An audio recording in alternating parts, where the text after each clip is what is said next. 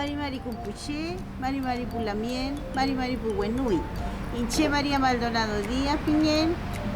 Hoy los quiero invitar a una nueva cápsula de gastronomía mapuche.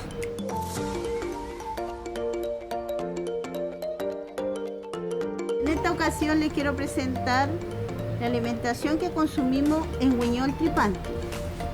Ejemplo, moltrún, ñehuencosqui, guiso de mote.